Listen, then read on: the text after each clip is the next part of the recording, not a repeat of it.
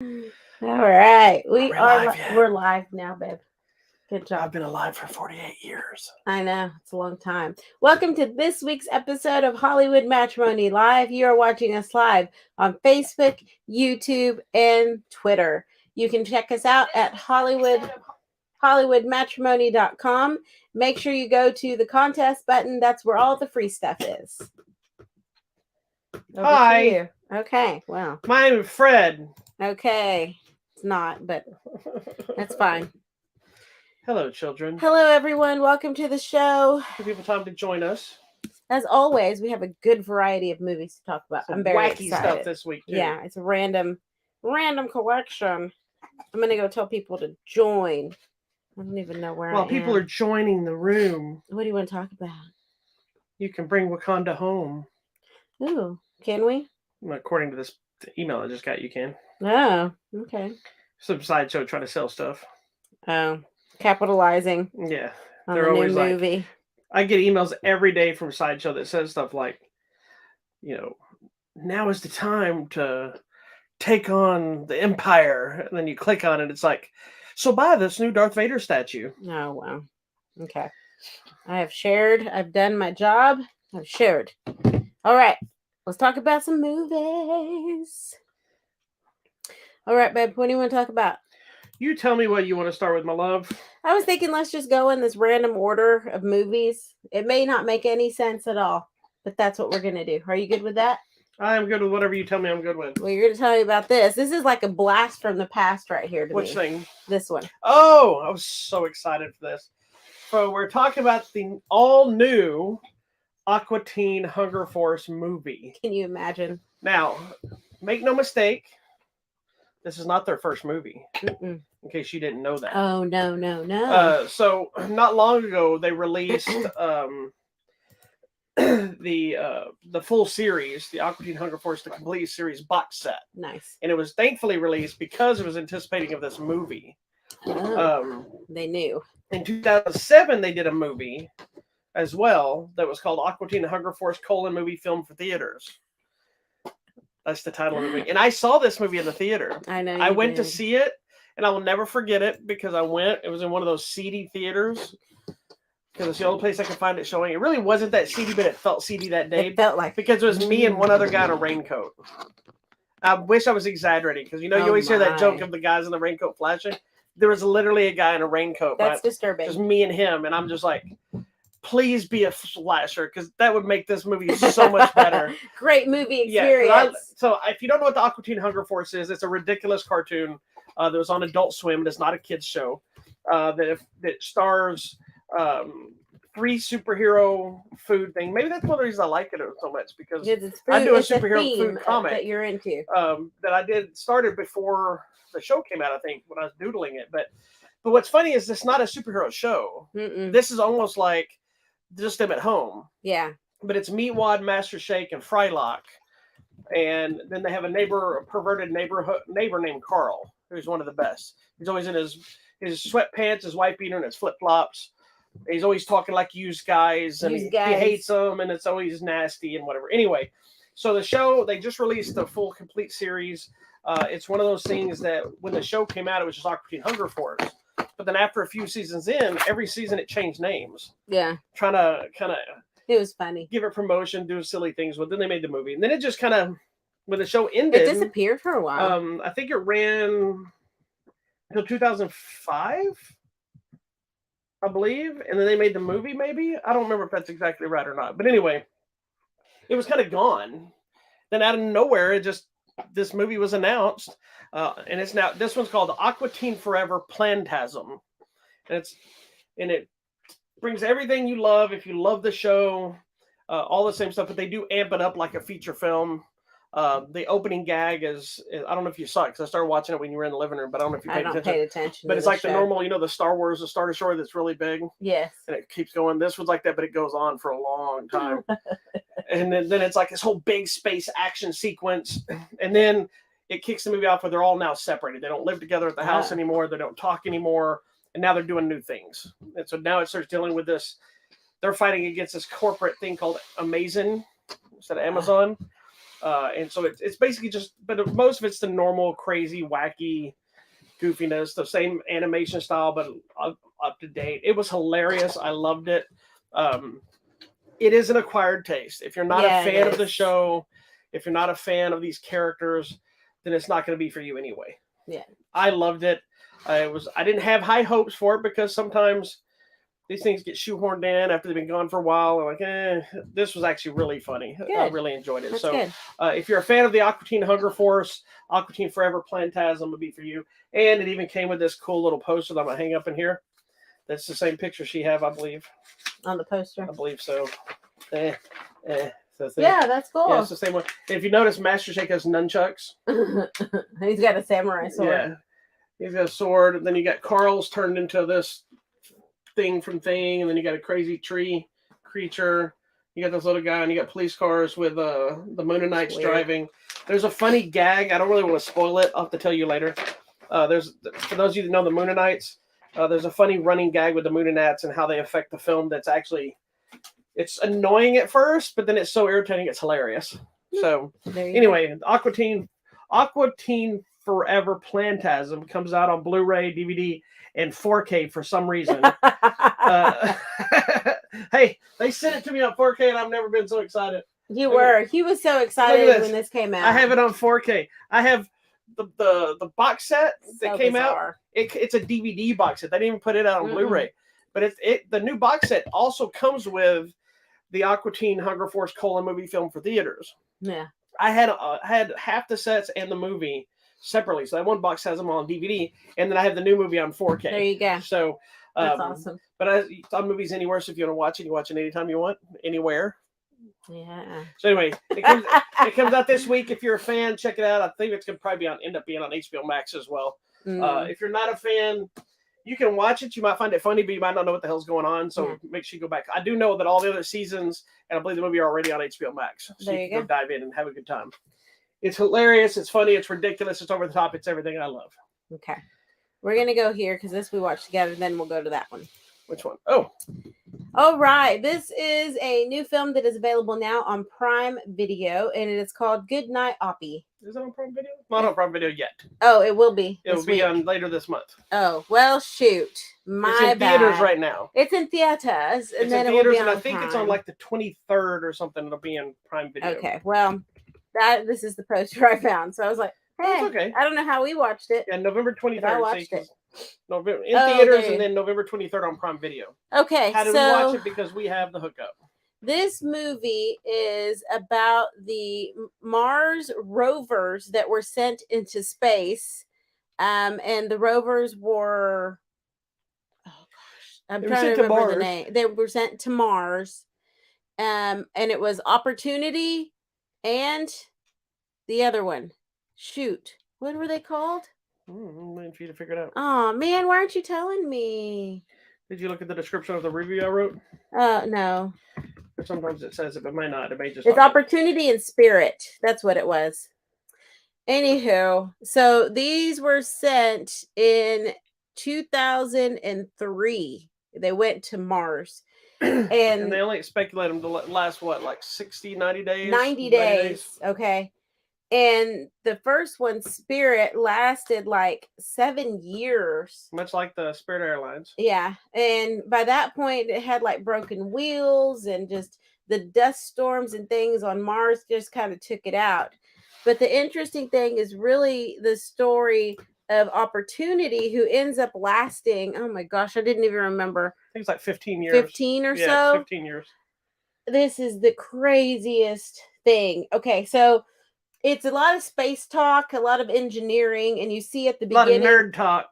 It's a documentary, and it's cool that they filmed it, that they've been filming it since then to now. You know, that so somebody was. It's a ton of archival footage of all their work on the stuff and building stuff, and the documentary of doing that. But then they also shot some new footage, Hollywood-esque footage of the rover, so you got to get the feeling of the rover run around. So that part's probably not the real stuff. Yes, that's not the real stuff. It's just to give you a sense of what it feels like to look at the rover rolling around on Mars. Yeah. And so I'm going to actually put a link to the NASA page on Spirit and Opportunity, because I think it's really interesting. So totally not related. Yeah. I looked over and saw a tail, and I was like, "What the hell is over here?" Because this is not we don't have an animal over here. And I realized it was my coonskin cap. Oh my gosh, what's the emergency? Sorry. Anyways, my coonskin hat that I have from when I was a child was laying over here. Sorry, go ahead. Okay, so I think both you and I have always been curious about space, and like we did the NASA thing. And when I was little, I would write a letter and request pictures of like the Apollo whatever mission. And I think you were into it too, right? No, I mean, I enjoyed it, but I was never big on the space stuff. Oh, see, I was more into jets and stuff. So I had a friend who told me about a phone number you could call. Oh, see, and I used with to the Air Force and the Navy. I think that was it. You call. It was really weird. You call the number. Yeah. And then you just said it was automated, and you requested photos, and you gave them your address. And then randomly, I would receive these manila envelopes in the mail that were filled with pictures of just jets. Somewhere in my closet, I have one from NASA. So I would write letters to NASA in Florida. And I would ask for, can you please send photos of the most recent Apollo mission, whatever, in my sad little kid writing. Yeah, yeah. And they would totally send it, and they'd return your letter with it. I had a friend that was heavily into it, and I remember him giving me. I would call him randomly, and I would get new envelopes. I had like all the different kinds of jets all over. That's why when we watched it, I said that's such and such. Yeah, and you're like, you know. And you're like, how do you even know that? Yeah, like, we're watching Tom Cruise. Yeah, and I'm like, oh, that's an F-16. That's an F-14. How do you know? It's an F-18. Whatever. Anyway, so you told me about this, and I was like, oh yeah, I'm totally interested. I think I was more interested than you were. I was initially interested in it because just the idea was intriguing. Yeah. And then I started watching the movie. And the problem is it is actually a very good movie. I gave it a good review and everything. It does drag a little bit. It does at the beginning. It's so much science stuff at the beginning. Here's my thing: is the opening, the first portion of it is really interesting of their plans and watching them develop and build and doing all these different things. Then when we finally get to the launching and we finally get past the launching, then it kind of drags a while because nothing's happening. No, they're just waiting. You can tell as they're making the movie, they kind of did a lot of filler. I think this movie was a little bit longer than it needed to be for the amount of actual information they had. Correct. Because there was like years they heard nothing. Isn't that right? Or 6 months or something like that. They heard nothing at all. Yeah. So they tried to fill those gaps, and it's not bad. I started kind of losing interest. I'm not gonna lie. I stuck with it, man. To the point where I was like, we had to pick food. And I'm like, just let it play. I'm gonna go get food. What's good about this kind of movie is when I came back, it was only a few minutes. When I came back, I hadn't really missed a lot because it was still waiting for this. They were still watching this, and I was able to dive right back into it because once things started happening, then it's interesting. But it's the movie is really not even so much about the rover. It's about the investment and the emotion and everything these people put into it their entire lives. Yeah, and so it's interesting because you see this one lady who you see her as a teenager. She's there as part of her high school science program. She got picked to be there on launch day. Back in the first time. Yeah, the very first time when Spirit and Opportunity go out. And then you see later as an adult that totally whatever the course of her life. The trajectory. Yes. So she studied to working be on the team, right? Whatever you have to be in the I don't know. Wasn't she working on the team now? So now she works on the team with tracking Spirit and Opportunity. And they show the archive footage of her there. Yeah. You know, they just happened to catch her on film. It wasn't like, hey, this girl's going to be somebody. As a teenager, but now she's working there at NASA, tracking these things. What I found so interesting is that you see this rover, and now you see the new generation of the newest one they launched, and you can see how far the science has come and the tracking of it, but also this was like the first generation kind of AI because they did make it intelligent enough to know when it needed to shut down and when it needed to. And this is something that annoyed me about this movie, about the whole NASA project of this. And I'm like, we're sitting around for 15 years following this one. Oh no, we don't hear anything. Oh no, this is broken up. Why are we not building another one? They did eventually. I know. But why weren't they building one way back? They said, hey, we got two that we know work. Let's spend time while we're following this and build new ones. Go ahead and get them launched because then we have one that doesn't work at some point. Yeah. They don't expect this one unless. So why are we waiting for them to die both? Yeah. Before starting to build a new one, that was frustrating to me because it's just like, to me, it feels like it was 15 years. Yeah, it felt like to me, and I'm sure there's reasonings and budgeting and all this kind of stuff that goes into it. But for me, it just felt like what a waste of time that could have been used on that side. I know they were doing stuff. I'm not saying they were wasting their time and doing nothing, but I just feel like why not? Why didn't they spend time building this stuff and getting it launched in that 15-year period? So that if that other one went down, there's already another one there. Yeah. So, well, and the newest one that is there is Perseverance. It landed in February of 2021, and its mission is technically 1 Mars year, which is technically about 2 Earth years, is its current mission date. But we'll see if it lasts. It has to last longer than that. The other one did with a broken leg and running backwards because it couldn't roll forward anymore. Nothing that seems to be made this time period lasts as long as stuff that was made back then. That's true. So. But man, you do get emotionally attached because you think an opportunity, and they call it Oppy. And poor little Oppy had a jacked up leg, couldn't roll forward anymore, so it had to run backwards everywhere it went. And its little arm, they said, basically developed arthritis, and it couldn't move anymore because of the the sandstorms. So they had the camera just set like this. And at one point, they're like, you know what? It's not going to last much longer. Let's do a selfie. Yeah, so that I found cool selfie, because they had to take a bunch of pictures. And then piece the pictures together like a puzzle. And this one guy talked about you wouldn't think it'd be that emotional. It was and when you're watching, you're like, why would you care that much? I mean, yeah, no, cool. But by the end, I'm crying. Well, but you have to think from their perspective of how much time they've put in there. Spent their entire career. And this guy was like, one thing. When you put that picture together, he goes, "That's the first time we've seen our rover in 10 years." Mm-hmm. And they're seeing it again, and now you're seeing it on Mars. Yes. And some of these people were crying, and when they were showing the launch of the new rover, you're seeing the people watch the launch, and people may not be even working there anymore, or retired, or having kids. They're so excited, and they're crying, and they're all emotional because they know that everything they did led to this next launch. Well, and I was crying when Oppy finally hit its end of service date, and I was like, it's so sad. But it's really interesting, and I really liked it. But I'm into this stuff. I enjoyed it by the end. I enjoyed it. I just. Like I said, the beginning's a little slow. It is a slow thing. I recommend sticking with it. But if you're watching it on Prime Video by the time it come out, you can always walk away and come back. So if you can't sit with it, if you get too bored, just don't not finish it, because it is worth finishing. If nothing else, this is one of the things I think it serves as a history. And when we start getting more Mars information and colonization and time to things, and hey, should we move to other planets and all that stuff's gonna be happening? This is the stuff where it started. So this is gonna be interesting. Information just to know, because it's not stuff we ever hear about. Mm-hmm. We hear about launches. We hear, hey, this found water, or we found this. Yeah. But this is more in depth, and it's just an interesting little part of what's out there. Yeah. So I think it's really cool. Anyways, good night, Oppy. Go watch it in theaters, and then check it out later this month on Prime Video. My hair's all messed up. I didn't comb it after class. I'm sorry. Your Viking hair? Yeah. Should I do this instead? Actually, I looked up, your name could actually come from the Norse, so you could be Viking. Does it? Yeah. Way back. I know you're Mayflower here, but beyond Mayflower there. Because I'm a direct descendant of John Hancock. Correct. So you're keeping us down, keeping the man down.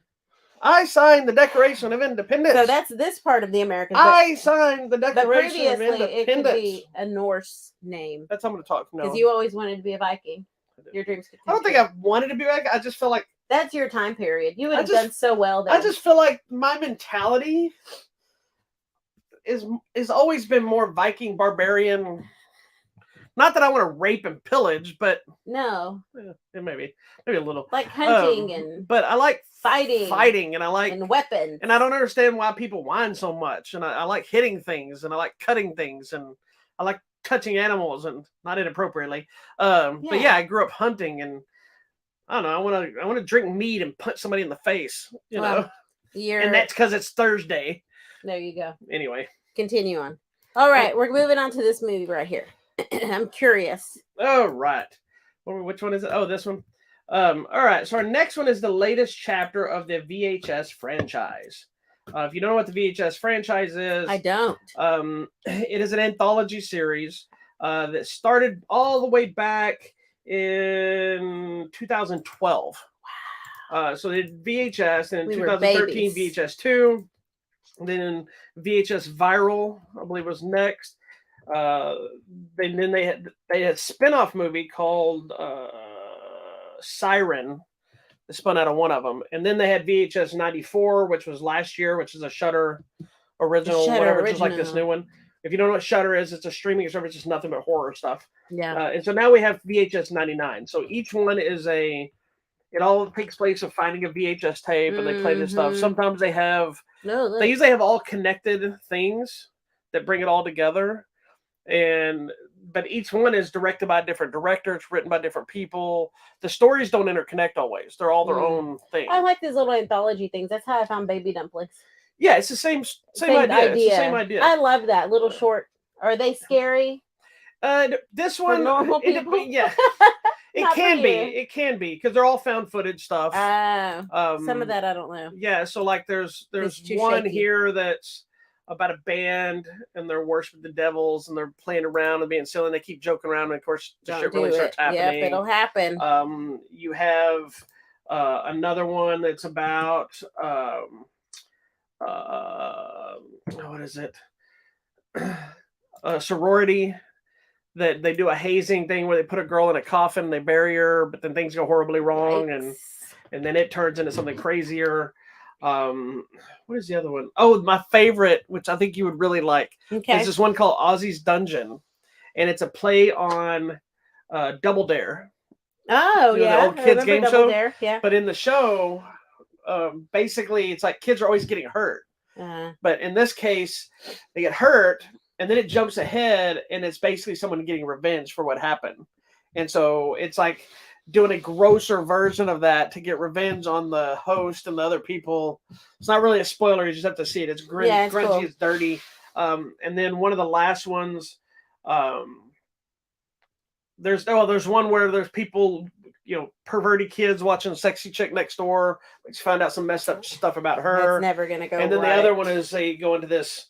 They end up in like a desert thing. I don't really want to tell you it is, but they end up in kind of like they're dealing with Y2K since it's 99, and they end up in some hell dimension. And it's like this one. This might be one of my favorite favorite of them. Okay, there's great. I've loved all of them. There's some that were a little bit better than others.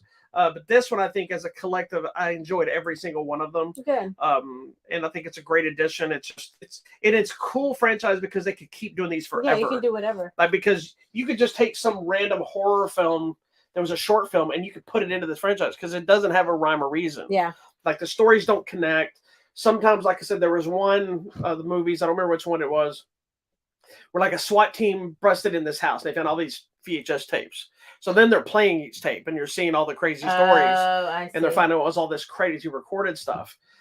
Some of it was finding these news things.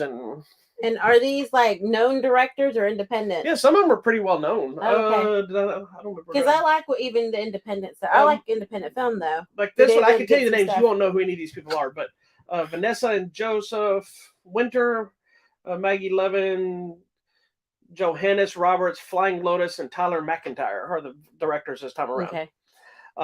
But there's been some other ones that are like, I think in the last one, some of the people that made the first one came back and did new ones, and a lot of these have gone off to make these other big horror films and stuff too. So I really like it. It's currently only on Shudder. It's streaming on Shudder right now, so it's really the only way to see it at the moment. But I do know that RLJE Films usually is the people that release it on Blu-ray and DVD. So with it being on Shudder right now, I'm sure it'll be a few months and it'll pop up on Blu-ray and DVD if you don't have Shudder. And I believe it broke all kinds of records as a Shudder. Oh wow, a Shudder original. Around. Yeah, the last two have been Shudder original, so hopefully that means it's doing so well they're going to keep making them. Good, it. VHS 99 is awesome. I'll have to go watch it. All right, next, taking a little left turn here. This next film is called See How They Run. It is a Agatha Christie-esque whodunit film. And it's interesting because it actually uses Agatha Christie as part of its storyline. Backdrop there. One of her real stories in a real play or whatever production. So it has real events. It has real characters that are existing people all wrapped up into a fake storyline murder mystery that made it actually even more intriguing than I thought it was like the story within the story because the murder house. No. Or that a bird thing? Mockingbird? What is it? What is the name of it? It is. It's hold in our on. review. Oh If gosh. you clicked on my review, I could have told you. Well, You always go the long way. Just look at my I review. had it up. Oh, this is the movie version of the play. That's kind of cool. I had The Mousetrap. Oh, Mousetrap is good, by the way. That's a good one. They're doing a stage production of the Mousetrap, and then in that thing there's a murder. There's a murder, and so this Sam Rockwell and how do you say her name? I always mess it up. Saoirse Ronan. Cersei Ronan. I never say her name right. Anyway, I'm gonna have to say that. They're both investigating, and it's got a great cast with Adrian Brody, David Oyelowo, Ruth Wilson, Harris Dickinson, Shirley Henderson, Sian Clifford, Jacob Ford Lord, Rachel, and then Charlie Cooper. Okay, there you go. This was an interesting release too because it came out in the theaters. I don't think it was a massive hit, but this is one of those. It's a 20th Century Fox or 20th Century Studios film, so it's a Disney-owned film. But this one didn't get a Blu-ray or whatever release, so it just got a digital release. Yeah, it went to theaters, but then they said it's now in digital with no announcement of the Blu-ray. I'm sure maybe they're still going to do it, but it was I haven't got them like that very often. Usually I get it, and it says on digital and then on. Yeah, this was strictly just digital. There, so. But anyways, this is a fun movie. I like whodunits. I do too, and I love Agatha Christie. Anyway, I like them when they're clever. Yes, this one I will say, as much as I had fun with this movie, it's a little cliched. It's a little easy to, not overly complicated to solve. Mm-hmm. A little bit by the numbers. It didn't do a lot of. It didn't do a lot of outside the box thinking. It's pretty simple, but the connection to the Agatha Christie stuff and the real life people involved and that kind of stuff did make it more intriguing. Yeah. And some of the running, because it's kind of a dark comedy too. It is a little bit too, and I feel like the underlying tones of like he has some personal issues going on. She has the trying to find her place because she's being treated like she's a woman. She's the only kind of woman constable in her precinct, and they're treating her like it takes place in the 50s. Like in London, go get coffee, so get and she's trying to like put me on this case. I want to do something. I can prove myself. There's also a great running gag with her where she keeps cracking jokes at murder scenes and things, and they're always like saying, "Not now, constable," and "Not the time, constable." Like, and she's like, "Sorry," and it happens numerous times, and it's always hilarious. And I love this is such a dumb gag, but I love it, especially when you get it in period pieces. We're like constable, inspector, constable. Yeah. That goes back to the airplane. Constable. Yes, it's so fun. Yeah. It's such a funny, simple gag, but I love it. It's great. But anyway, so at one point, everyone is a suspect, and I think that's the great thing about a good whodunit is even the police constable, the commissioner, everybody at some point is in a weird place they shouldn't be. Everyone's a suspect, and I love it. And I this was a genre that had kind of died, in my opinion, for a long time. Mm-hmm. And it wasn't until we started getting the new Agatha Christie ones with this guy. I know, but what's his name? Kenneth Branagh with the Death on the Nile and that, and the Rian Johnson the Knives. What is it? Knives Out, and the upcoming Onion whatever movie. Yeah, it's another one of those with Daniel Craig. Like those two are perfect examples of what these kind of movies are. And I don't think we get enough of them. I agree. It's either a thriller or horror. We rarely get these just fun whodunits where you have to actually think. Yeah, and pay attention. And this one takes, like I said, a little. Even though it's a little more by the numbers than those others. Yeah. It brings the fun to them instead of serious, because those two kinds of movies are pretty serious. Yes, in their tone. There's some moments, but overall they try to straight line it. This one has some laughs to it, some kind of silliness to it, and then everybody seems to be having a blast. Yeah, it's a super fun movie, and I like that. As true to theater as it is, that your cast of characters is wide ranged and represents a large group of ethnicities and sexual orientations, and everything's equally represented, which is what I love about theater. And I like that they brought this theatrical thing to film in that same manner. Excuse me. Did you say this one was based on a play as well? Yes, this is the play itself. So it's cool. I liked it, and I can see how they did it because Can you see how they run? I can see how they run because some of the shots were like straight onto the stage how it would be. Yeah. and then some are behind scene, and then Weather's like in this house. And I did like that because it's a movie, you get to go out, so you get to see them like driving in the snow, Right, or right. chasing the tracks down, and all that stuff. So it was a fun movie, guys. Yeah, I really it's like not it. breaking any walls No, down in the genre, but it's fun. But yeah, it's a fun little flick. There you go. If you like those kind of movies, it's worth checking out. Yep. Should we go to the next whodunit since we're in a whodunit? If you want to. Let's just go here.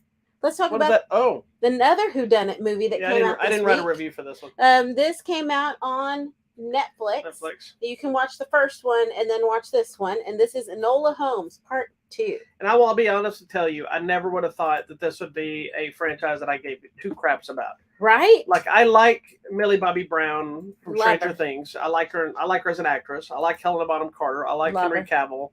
I think I like him for a different reason than you like him. But when the first one came out, I'm like, we're gonna watch it, but every time you try to do some sort of a spinoff that's Sherlock Holmes and it ain't Sherlock Holmes, you know, like Sherlock Holmes' brother and all these different movies they've done, they usually are like, or Sherlock Holmes Jr. or whatever happened. So I was like, I didn't know this was a series of books either. Yeah, I didn't either. So we saw the first movie when it came out a couple of years ago, and it was a fun movie. Yeah. You know, so we were actually looking forward to the second one. When did Enola Holmes come out? In 2020. Yeah. Yeah. And I think the only thing we're missing is more Minecraft or whatever his name is. Mycroft. Moriarty?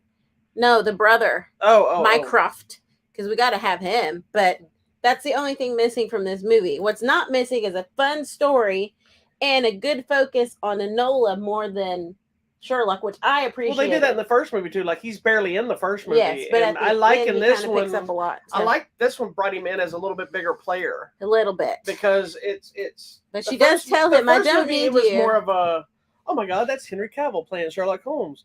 This one is, okay, here's Sherlock Holmes, here's Enola Holmes. She's trying to find her way as a detective after solving the big case in the first movie. You know, but people only want to work with Sherlock, which is. Part of it's because she's a girl. Part of it's she's a kid. The other part is because she's freaking Sherlock Holmes. Yeah. But just so you know, this is early Sherlock Holmes. He's done a lot of cases, but this is before Dr. Watson, before the Hounds of Bakersfield and all that stuff. Baskerville, not Bakersfield, Baskerville. I liked all those books. Did you read all those? I'm pretty sure that's supposed to take place all before that. So he's doing his thing, but he is popular. Mm-hmm. But this story is about her. What happens this time around is their two cases intertwine, and they're kind of forced to help each other.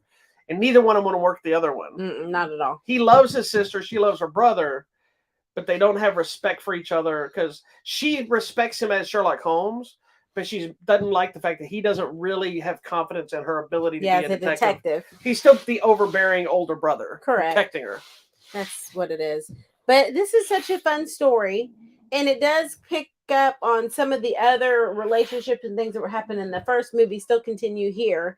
But now, you know, she's trying to have her own detective agency. And like you said, people are like, yeah, but is Sherlock available? And she's like, ah. So I thought this was such a fun movie. It was very clever.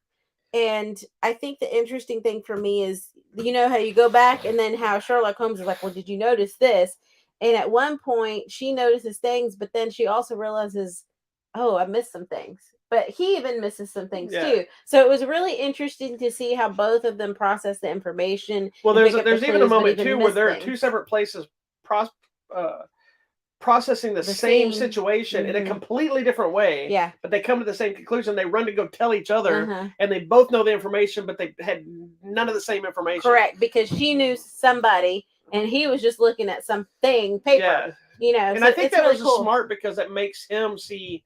Oh, you're not just figuring out what I'm figuring out. You're figuring things out on your own. So that does give her the chance to be her own thing. She's not just seeing what Sherlock sees. Correct. She's seeing her own way of solving these cases. And it's funny. It's got a lot of action in it. It's really good. I loved it. I love that there's this whole school where they're teaching these girls jujitsu and the fighting. Yes, from the first movie. And there's even a real life connection in this movie about the women's uprising in the workforce, and that's connected to it because it shows at the end. I didn't know it was a real person. I was like, hey, and it says this person did this and was caused the first strikes of women or this one. I'm like, what? Who knew? Yeah, so we learned some history. What's cool is this is an easy franchise to keep going of different murder mysteries, and it ironically follows into the same thing where we don't get enough of, and it's correct. It works. Love it, and it looks like Henry Cavill's having fun doing it. So something light. Despite him being Superman again, Why not still play Sherlock Holmes and not have to carry the weight well, of and it? now that I know this book series exists, I'm going to go read some books. I think it'd be fun. And I think I told you I also found it's like the new Nancy Drew for me. I found an interesting kind of a behind the scenes thing. I was listening or watching her interview with her or reading it, and her talking about how, you know, she has this one relationship with her Stranger Things cast because they all grew up together and they're very personal and they all know each other's lives. And the one kid in the movie in Stranger Things, she's best friends with in real life. But she talked about how the mature relationship she has with Henry Cavill, which is completely different. Yeah. And how he's got a very strict, we don't talk about my personal life. And he does not talk about it. He's very closed with all that. And she's like, and she goes, mother, I get it. I respect it. And she's like, he'll tell me, no, Millie, we're not talking about that. And she's like, oh yeah, we don't have that relationship like that. But it's interesting, and the movie's a blast. If you like the first one, you'll love this one too. It's super fun. More of the same fun stuff. There you go. Enola Holmes is available now on the Netflix. On the Netflix. Okay, tell me about this movie that you saw a few weeks ago. All right, the Banshees of Isherin, not of Ed Sheeran. Sheeran. This is a movie that I was super excited to see. Why was I super excited to see this movie? Because it has your man crush, Colin Farrell. Yes, that is the biggest reason. And he's being his normal Irish self, this right? one he gets to use his real voice. He's Irish, is that right? Huh? Is he Irish? He is Irish, okay. Yes. Is it too Irish, though, where you can't understand it? At times it could be. But not in this movie, wasn't too bad. But this movie is starring Colin Farrell and Brendan Gleeson, which Brendan Gleeson is always good and everything. I think you like him as well. But this brings them, kind of brings them back together because they were both in a movie called In Bruges, whatever it's called. But the director, Martin McDonagh, who made it, is the same person who made In Bruges and 7 Psychopaths and 3 Billboards Outside of Ebbing, Missouri. Which I don't know if did you ever watch that? 3 Billboards Outside of Ebbing, Missouri? I did. Did you finally watch it? That's such gosh. a great movie. Anyway, it's the same director. So basically the premise is these two friends, Padriak and Colm, who the movie just starts like they're best of friends, and the literally opening scene is Colin Farrell's character going to meet with his friend at his house because they usually go to the pub together, and he won't answer the door, and he won't talk to him, and he's just like, and all of a sudden his friend just says, "I don't want to be your friend anymore."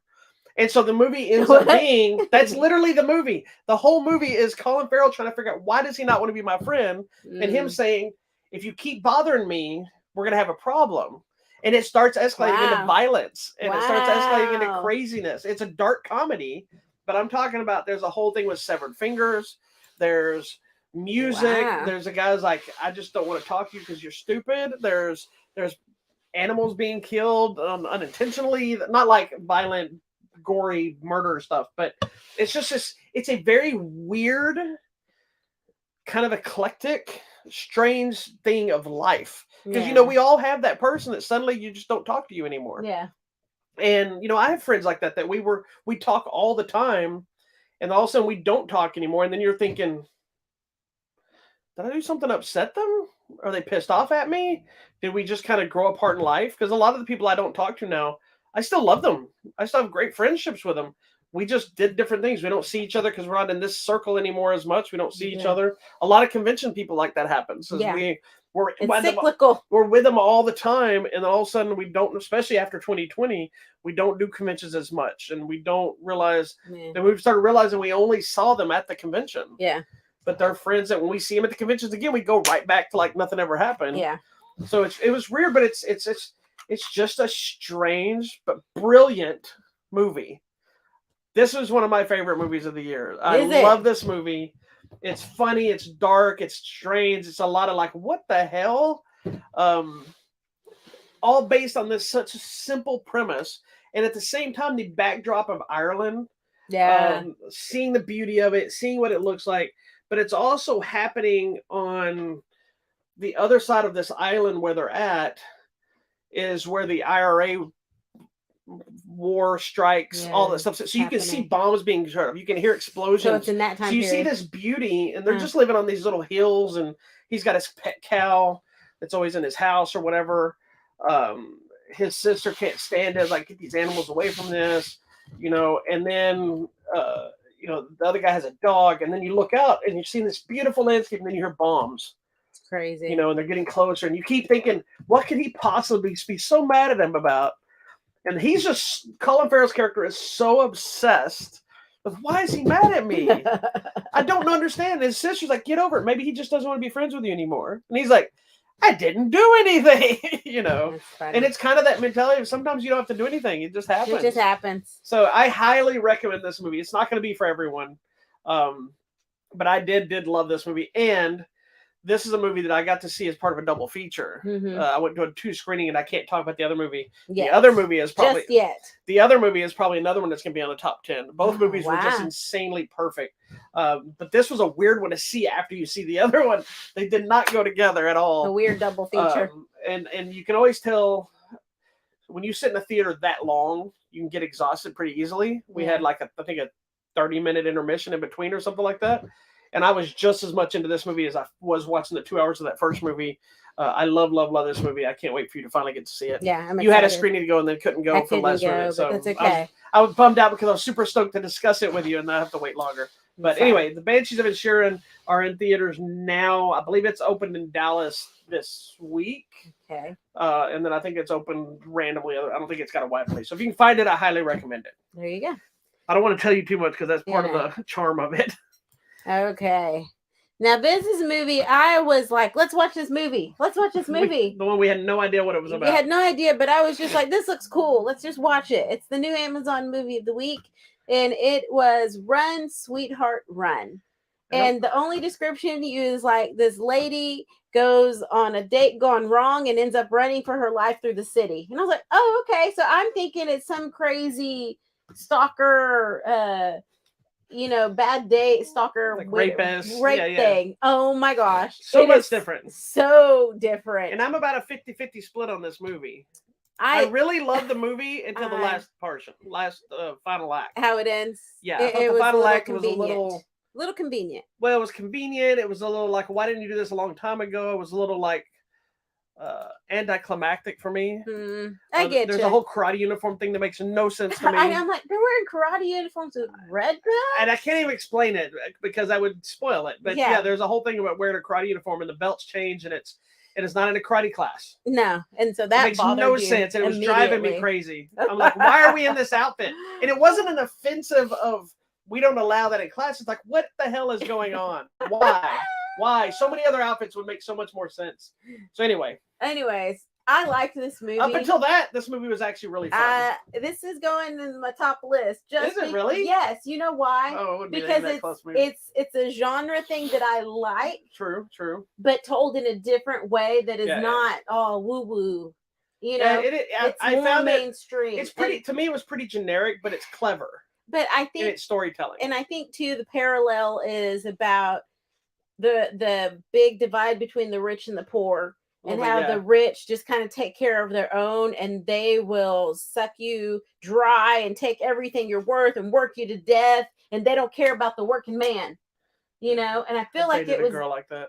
I feel like it was that metaphor. Yeah. And at some point you see this poor girl running on the street and she's like, I've been attacked, call 911. And they're like, are you on drugs? Yeah. Like, really?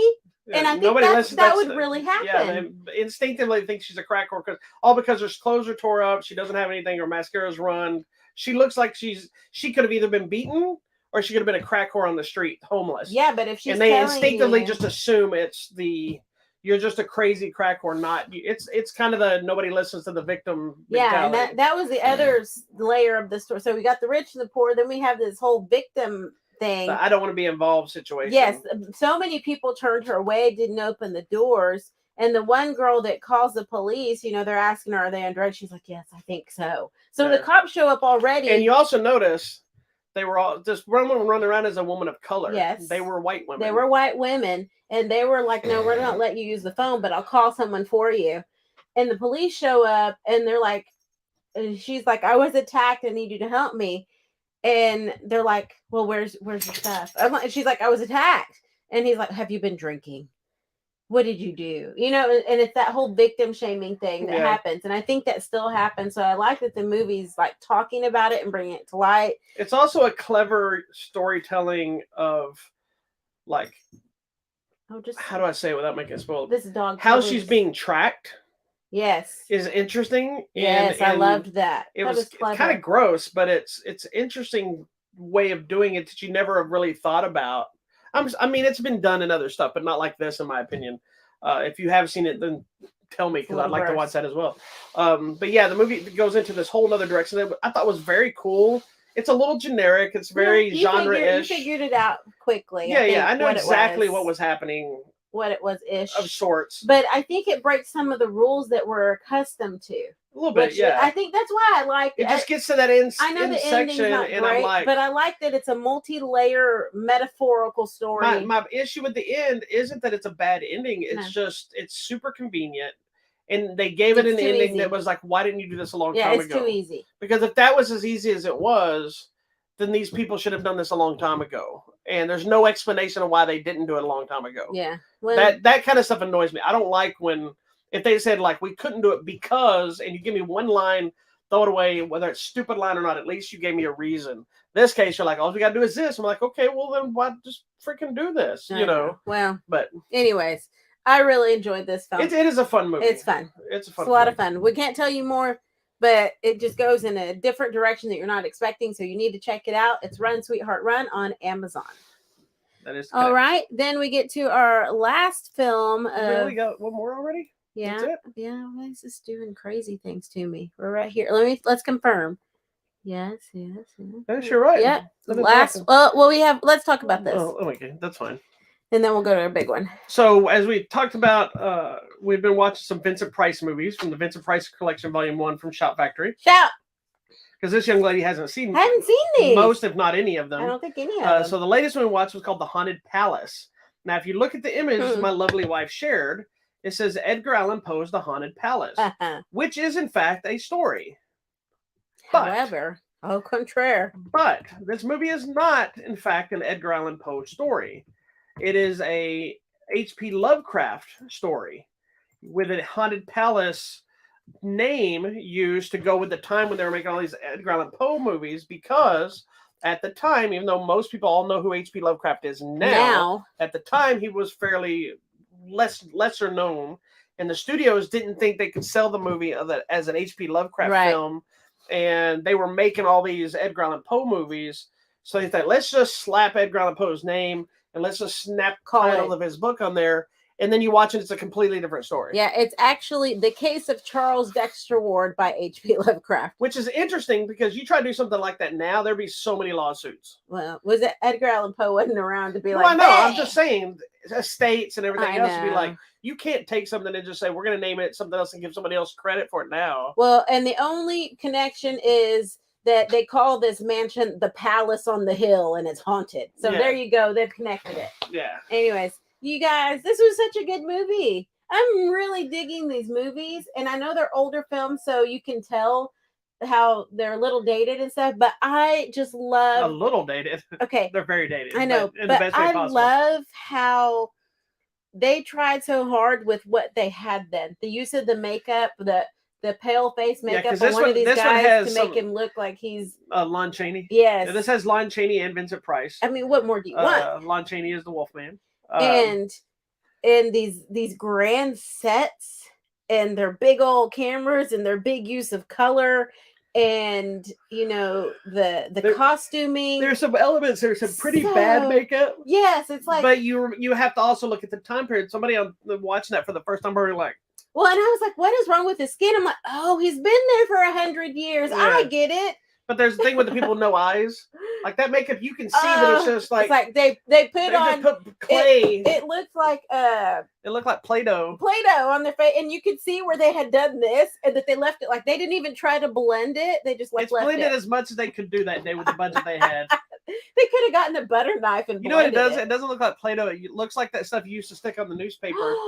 Silly putty. Silly putty. That's what it looked like. Yes, it was silly putty on somebody's face. But it's creepy looking, and you got to imagine somebody watching something in the 50s or the 60s and seeing that. But here's the thing: the person that actually had silly putty, the whole day, and they're like, "Are you okay?"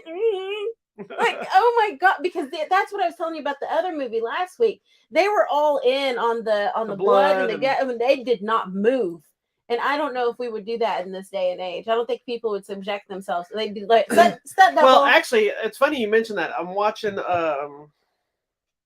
Titans, the new season of Titans, and there's they're doing the reveal of the new villain. So there's all these numerous things of things just starting to bleed, and there's a sequence of somebody sitting in a room, I believe it is, and they're looking around the room, and people are just randomly bleeding, and so there's a guy sitting on his phone, and blood is just pouring down his face. There's another person standing over here, and there's like blood coming out of the back of his head, and it's like dripping, and they can't acknowledge it because they have to be like, it's not because it's not actually happening. So correct. It's I'm just telling you that's a tough life, but.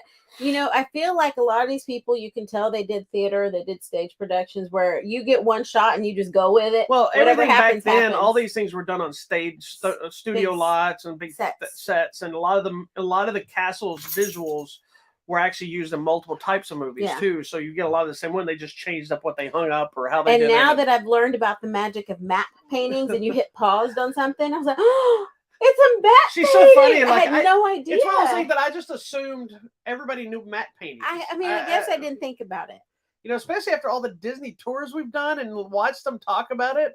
I assume you knew about that in every old movie that all that background is painting. So now my job in life is to tell her, that's a painting, right? You're like, oh, it is, isn't it? Yeah, it's one of those. I know if you walk up to the wall, you're gonna hit a wall. I get that, right? But I guess I just didn't realize, like in Star Wars, like there was one man that was like literally because now I figure you just print out a thing and stick it on the wall. Yeah. But now you don't even have to do that. You have a 3D digital. Well, yeah. Now they have the volume and that they created for the Mandalorian. Anyways, I really enjoyed this film. I'm really liking doing this little. Well, the next one we didn't get to watch any this week, but the next one, or we watched this one. We actually watched this one after the show last Sunday. Yes. So now our next one. The next was The Fall of the House of Usher. So we have 3 volumes.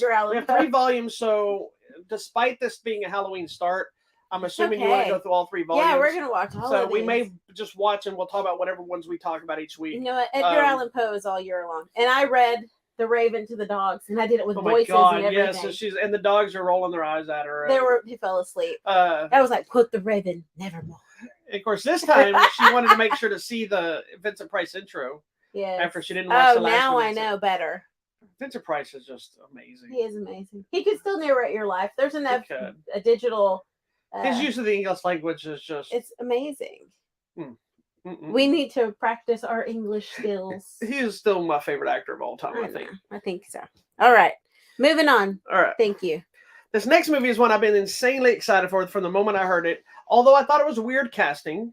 I'm like, this makes no sense. Yeah. That don't make no sense. But once you realize we're talking about Weird, the Al Yankovic story, the 100% true and accurate portrayal of Weird Al's life, which tells you right out the gate that it is an absolute lie.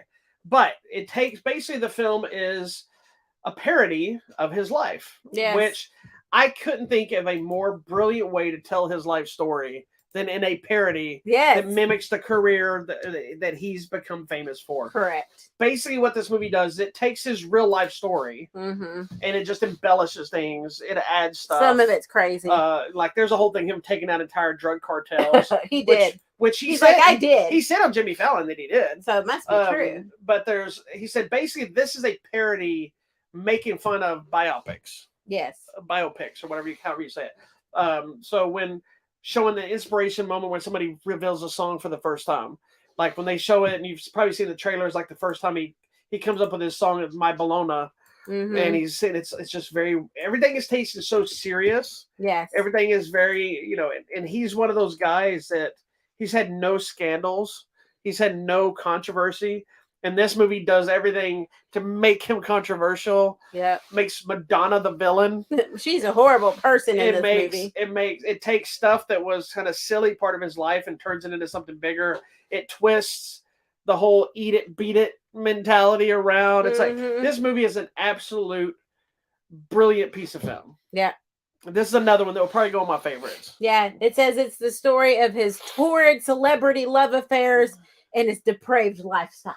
Yeah, and that is absolutely not at all who he is. No, because half the movie he's in a relationship with Madonna, and he said in real life they've only met like in passing a couple of times. He's like, I wonder what she thinks. I wonder if she tweeted anything. He's like, we don't even really know each other. He goes, that's what's so kind of funny. It's just, but it's in what's even more genius about this and the way they told it is like, there's this one pool party at I think it's Dr. Demento's house, and it is a plethora of celebrities. Yeah. And so if it's a blink and you'll miss it, and they're actors playing these celebrities, but it's, you got Jack Black playing Wolfman Jack. Yeah. Then you got all these actors with Emo Phillips and Pee Wee Herman and Duran Duran and all these different characters that show up. That's just like, oh my God, that is just genius. It's so because funny. it makes you think, even though that sequence didn't happen the way they show that, it makes you think about how many people has he crossed paths with, how many people have come to him, how many people has he gone to, and it's crazy. This is a crazy movie, and it's so fun. It is a funny ass. And I don't really know if I actually learned anything about his real life or not. I mean, I think the door-to-door accordion salesman was real. We know that. But it didn't happen that way. and him recording his first song, that really happened that way, kind of. Part of it, yeah. He really did record it in the bathroom. Which has best acoustics ever if you go in the bathroom. Yeah. And yeah, I mean, that's about all we know. If anything, I was a little disappointed that they didn't touch on him making UHF, which is the film he directed. It was a horrible bomb, but it's a cult hit. Yeah. And it's a fun ass movie if you've never seen it. It's a lot of parodies, it's the same kind of thing, but it's a lot of him running a show and there's a lot of skits, him playing Rambo, and he's got muscle suits on and stuff. But yeah, it's and Daniel Radcliffe is a really good movie. And the whole thing, if you don't know this, is based off of a Funny or Die fake trailer they made years ago with Aaron Paul from Breaking Bad playing Weird Al. Mm-hmm. And in that thing, he played a record executive. Weird Al himself played a record executive, and he reprised that role in the movie version. So fun. And then they asked him in some interviews, who was their first choice, and he said Daniel Radcliffe was always their first choice. Aww. Because they wanted somebody that had comedic chops, but also could be serious. And he goes, and their uncanny resemblance of looking exactly alike. Exactly alike. And I remember watching Daniel Radcliffe talk about him when they contacted playing Weird Al. He goes, me? He goes, I'm a fan, but there's got to be someone else that looks more like Weird Al. And they said he read the script. He goes, I can play this Weird Al. Yeah, and it's so fun. And they're also like 4 foot different in height. Yeah, it's funny. And it's a good movie. It's such a fun movie.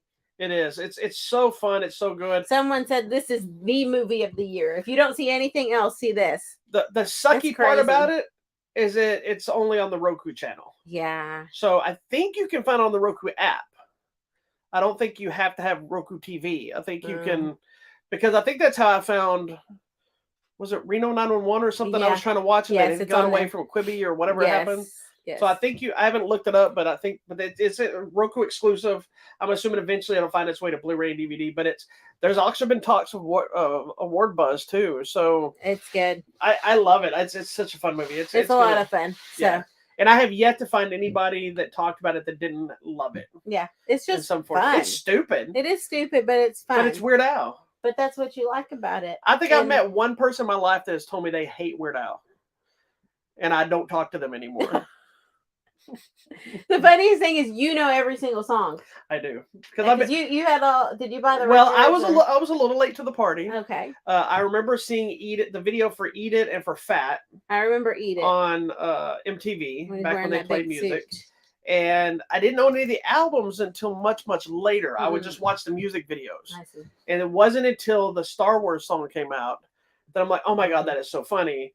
And then I went back and bought some of the other ones. Yeah. But Running with Scissors is still one of my favorite albums he did. But then going back with Amish Paradise and My Bologna and all these other ones, it was pretty interesting. Yeah. He did post a very sad thing about Coolio, wishing Coolio had been around to be able to see the movie, because they had a direct issue because of him parroting Amish Gangsta's Paradise with Amish Paradise, because he said the studio told him it actually changed the way he did things. He said the studio told him that Coolio approved him to do it, so he did it. Then Coolio came back and said, I didn't approve shit. And so he's had the studio, which is the only person he needs approval for him. And technically what he does, he doesn't have to have approval. He just has to pay royalties if it's the same music. Right. But he, out of honor, he only will do it if somebody says, yes, you can do it. Like directly. And he said that after that situation, no. he only went directly to the artist. He never asked the studios again. I agree. And he's only had a few people that turned him down. Eminem turned him down with a few different songs because he was afraid of messing with street cred. I know that Paul McCartney turned him down for a couple of them, but one of them was because he was going to do a parody of something, but because it was a food, something about meat. and he's a vegetarian. He wouldn't let him do it. And then there's little things, like don't do this song, but you can do this song. And a lot of people that turned him down have come back and said that was the biggest mistake of their lives. And then there's the Weird Al effect that is a very well-known thing now, that once Weird Al parodies your song, one, their albums tend to skyrocket or resurge and skyrocket, and a lot of artists believe they've made it once Weird Al parodies you. Yeah.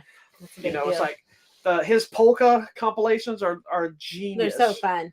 And it's just basically the chorus of all the popular songs of that time leading up to the album. I played one of them for you the other night, and it's just him singing the chorus, and there's nothing better than hearing my favorite chorus of all time was Marilyn Manson's "Beautiful People."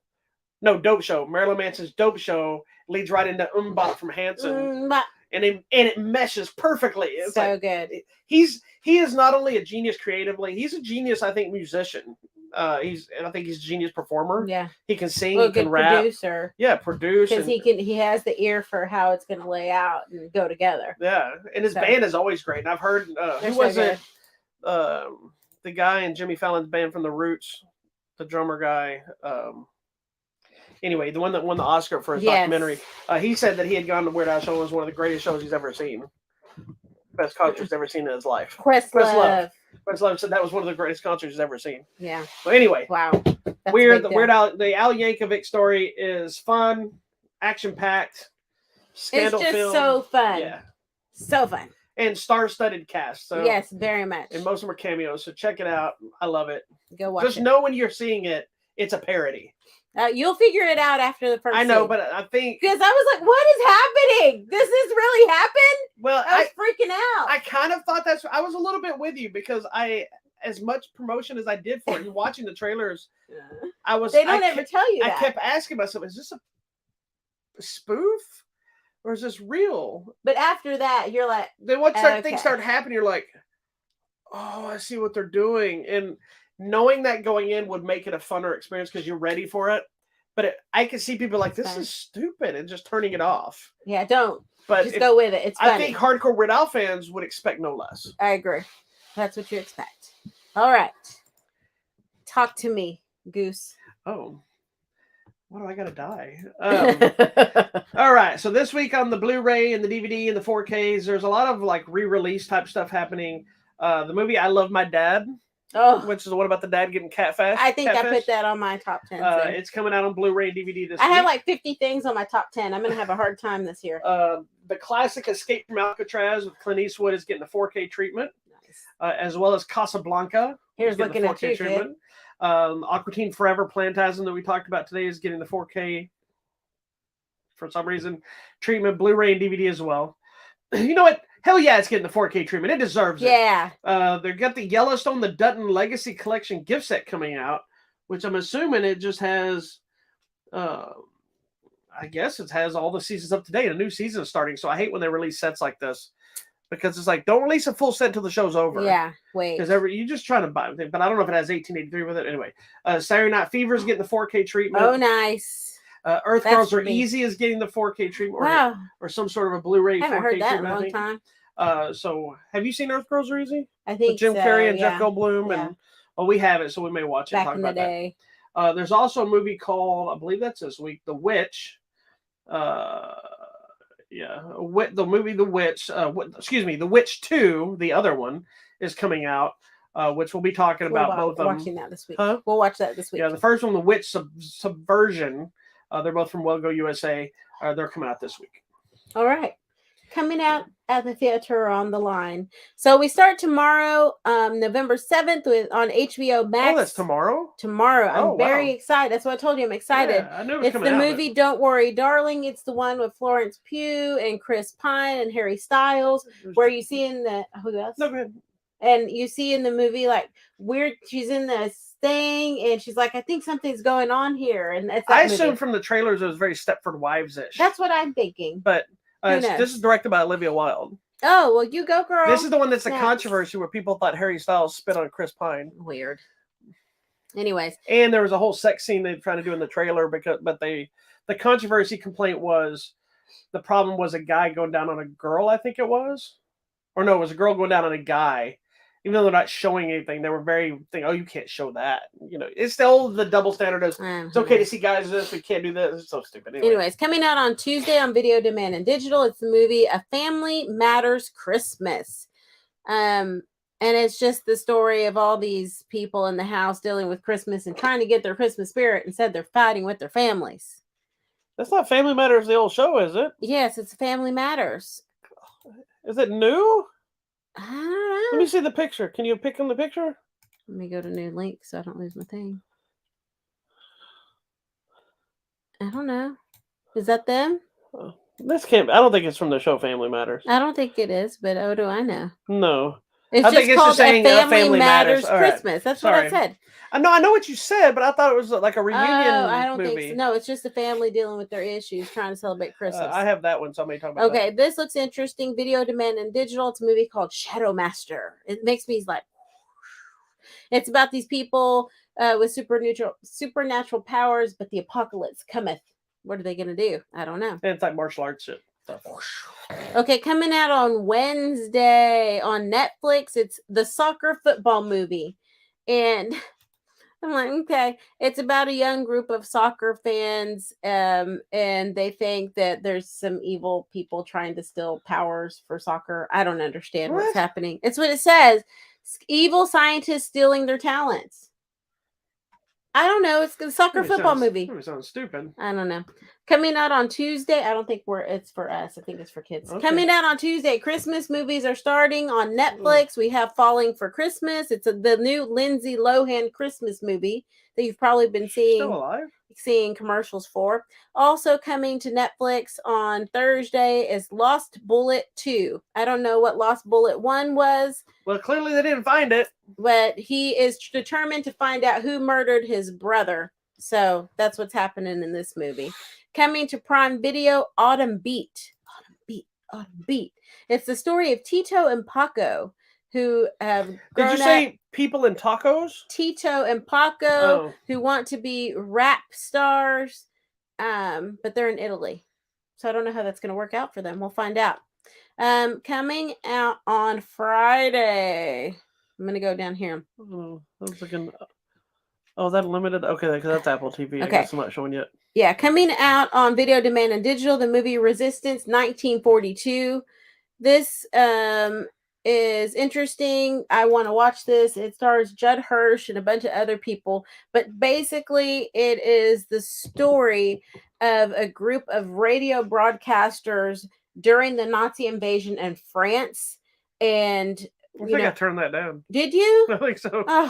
There are resistance radio broadcasters in France trying to fight against the Nazis. And they're like, we're not going down. There's Twisted Sisters singing We're Not Going to Take It. Yes. So I want to see that.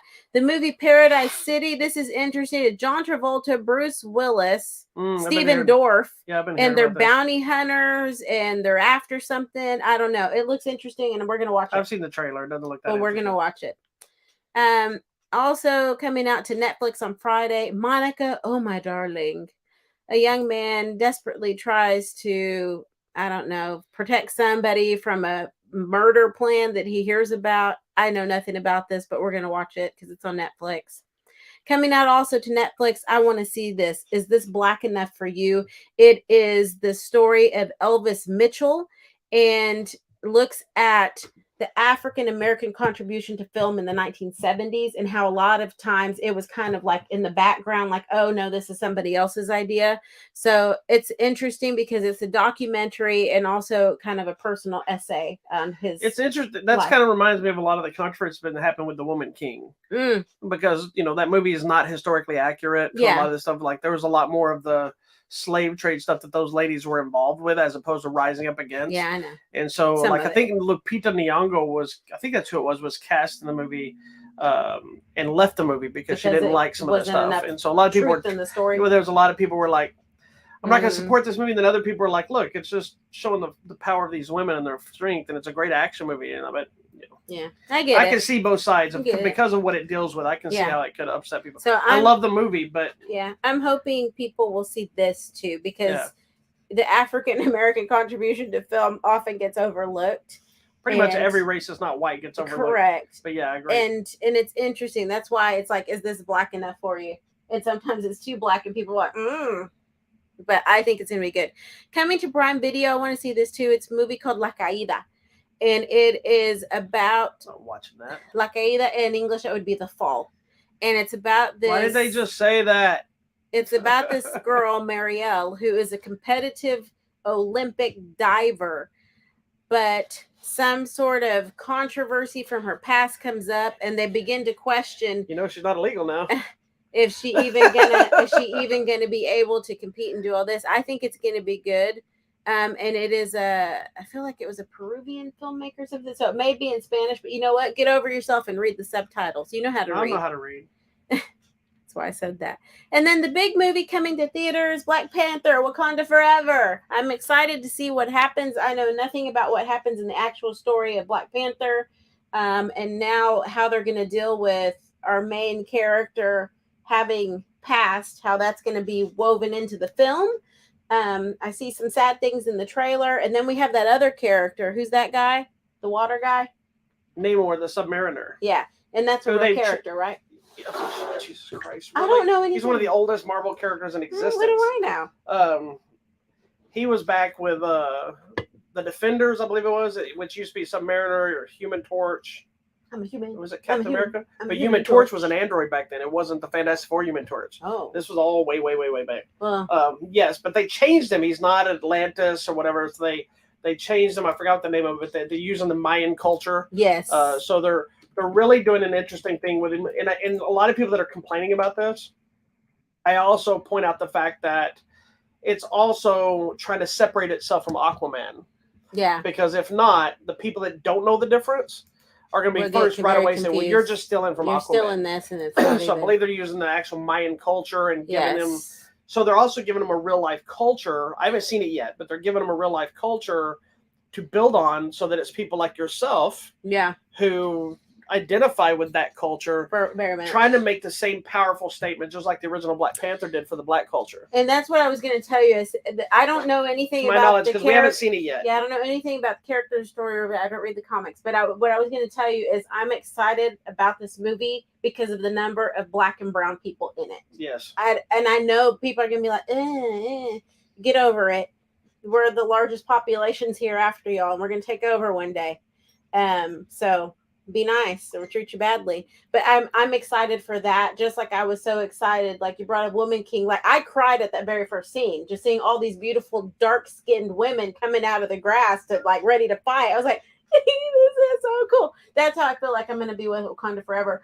Also because of everything with Chadwick Boseman and how are we dealing with that story. I think that I'm going to cry at the first part if we're dealing with that. Great. Spoiler alert that he's not in it. So I'm going to be crying. Well, it was interesting. Who knows? He might be. No, he's for not. Like 1 minute. No, I'm pretty sure they're a not. Flashback. I doubt they're. Who knows? We don't know. I just read an interview with Ryan Coogler, who directed it, and he was talking about how he had already been in the middle of writing the movie when he died, and how he had to retool the entire script to fix that, and the cool stuff he's been talking about, some of the direction they were going to go with, and all this stuff. So yeah, it'd be interesting because. That's a very sensitive thing. I personally, I know this isn't the popular opinion. I think they should have recast him. I understand the respect, and I appreciate the respect factor. And yes, there have been other people that took up the mantle of the Black Panther in the comics, but that is such a major character in the universe of Marvel. And to just say one and done and not have the chance to keep building on the stories that are out there for Black Panther himself. Like, for those that don't know, like Black Panther married Storm from the X-Men. And she became the Queen of Wakanda. That's cool. And now that we have the X-Men, that story was one that everybody was hoping to get to see. We can do it now. But now we can't do that, because if they're killing off T'Challa, which we're assuming is the case from the way they're promoted in the theater, the trailer, and they show somebody in the Black Panther suit that's a female. It's obvious in the thing. We don't know who. Most of us know who it is. But don't tell me. We don't know officially who they're deciding, because the cinematic universe is not always the same as the comics. Correct. That kind of nixed that story. We know comics, somebody can always come back. But I think with the much care as they're taking to respect his legacy, there's no way in hell that I think they would ever come back and suddenly say, "Ha, he's alive," but we're going to use a different actor. It's too late for that. You can't now. Had they just recast him respectfully, then I think it would have been fine, because they had no problem recasting Terrence Howard, and he's alive. Hey, but that was kind of. I know he got screwed over, but wrong. No offense, Don Cheadle, because he's been amazing, and I love Don Cheadle. That's why, because it's hard out here for a pimp. That's why. That is true. That's been my personal belief. I think that was mean. I think we should have had the cool down period that we had, and then I think they should have recast him and been able to move forward and just as a respect for the legacy. Yeah, but that's just my opinion. I'm excited to see what they're doing, and I'm really happy that they're using this platform to push the Namor and that Mayan culture for the other brown people. Yeah, and we'll see what it is. Now the thing was, does it work? Yeah, and I hope people don't feel like it's a forced push. Yeah, that's always my concern when you're pushing that kind of thing. Please know for the rest of us, it actually really matters. Yeah. And I'm excited because of it. Well, and the whole thing is the first Black Panther movie, and we'll go in depth to the next week. It is a different Marvel movie. Yeah. And I've been hearing the people that have already seen this, it's another different Marvel movie. It's not like the others. And Marvel hasn't had the greatest track record since the end of Endgame. Yeah. People have been very hit and miss with Eternals and Doctor Strange and Thor. Like, so many people hate Thor Love and Thunder. Oh, it's so fun. And so many people hate Doctor Strange and the Multiverse of Madness. And I don't get it, because I loved all of them. I think they're a blast. Eternals is my least favorite Marvel movie that's ever been made, but I don't hate it. It's grown on me some as I've watched some of it again. Winter Soldier's still my favorite. Notice. Shang-Chi is probably next, but that's just because it's a martial arts thing. Yeah. That's a different theme of why I love that movie. Yeah. Anyway, Black Panther was up there for the longest time. It was a really good movie. So I'm hoping that I love Namor, especially if we get Savage Namor with his long hair, and oh my God. I don't know anything about that, but okay. I will tell you this. I have major props for Marvel. The one thing that they didn't do with Black Adam was supposed to have hair and pointy ears, like Spock. Yes. His hair was even kind of like Spock, like a flat top, but with a widow's peak. Oh. And they went with, hey, that's The Rock. I'm fine with that, but that's an aesthetic that was always a Black Adam thing. In this movie, from the trailers alone, we got his pointy ears, we got his wings on his ankles, we got him in his boy shorts. It's not a Speedo, it's more of a boy shorts. I get it. And they didn't feel the need that he had to be this massive ripped guy. No, which people are already attacking him. He looks like a nice, normal looking guy. Yeah, people are already attacking him about how he was kind of man bod instead of being this ripped like muscle dad guy. bod. Yeah, but he's not fat at all. He's just normal. He looks like a normal person. But he looks good. Yeah, but I'm assuming people thought, I guess, underwater. They wanted more six-packiness. That shot from behind right there. What's wrong with that? I don't know. That everybody started talking trash about it. He doesn't have rolls or anything. I know, but everybody... He looks like a normal person. I think everybody wanted everyone to look like Captain America and Thor. Everybody needs to be ripped. And I'm like... No. The most popular Marvel character is the Thor dad bod version. Yes. Because everybody's like... everyman. You know how many people popped up as like, I can finally cosplay as Thor? Yeah. You know, friends of ours that were huge, big dudes are now walking around with long hair, Thor's hammer, and a robe. How awesome is that? And it's an accurate costume. Anyway, moving on. I just think he's a nice. He does not look like the Namor that I expected from the comic. And when I first saw him, I'm like, because he's an Aztec dude. No, I know. At first, I was like, but more I've seen what they're pulling off. I'm super, super excited because I love Namor. Yeah. All right. I want to say Savage Namor. All right. Tell me about the contest. Long hair, he's crazed. Tell me about the contest. It's like Aquaman when he lost his hand and he had the harpoon arm. That's what I'm waiting for Momoa to do. Get rid of that arm. Give me a harpoon arm. Okay, let's. And the beard and his long hair. Babe, contest. Water fight. Sorry. Wow. I liked Aquaman back when he was just on Super Friends riding on a seahorse. Wow. Okay. So all you hanger-ons and jump on now. All right. Moving on. So, sorry. Wait till next week. So this week we have some same ones, but a few new ones. We have some 4K copies of E.T. the Extraterrestrial. E.T. You hate that movie, don't you? E.T. No, I don't hate that movie. No. My favorite thing is the ride. That ride is so bad, but so awesome it's at the same time. I do love that ride at Universal. I hope it never goes away. I hope so. They do way too much stuff with that ride. that's just not necessary anymore because they do all that scan stuff and they try to get you all involved because I'm sure back then it was a big deal. Yeah. Now it's like, why are we going through all this just for like 6 people that are getting on this ride? Just I love do it. We still got copies of Mortal Kombat Legends Snowblind, which is the latest animated Mortal Kombat movie. We got some copies of DC's League of Super Pets. That's really fun. So fun. Joe Coy's Easter Sunday. That's a great movie. They sent me a lot of the Joe Coy stuff. So fun. I have digital copies. I have Blu-ray copies. So enter that contest. You have a very good chance of getting a copy of some sort. It's a lot of fun. We also have copies of Casablanca on 4K if you're a big fan of that movie.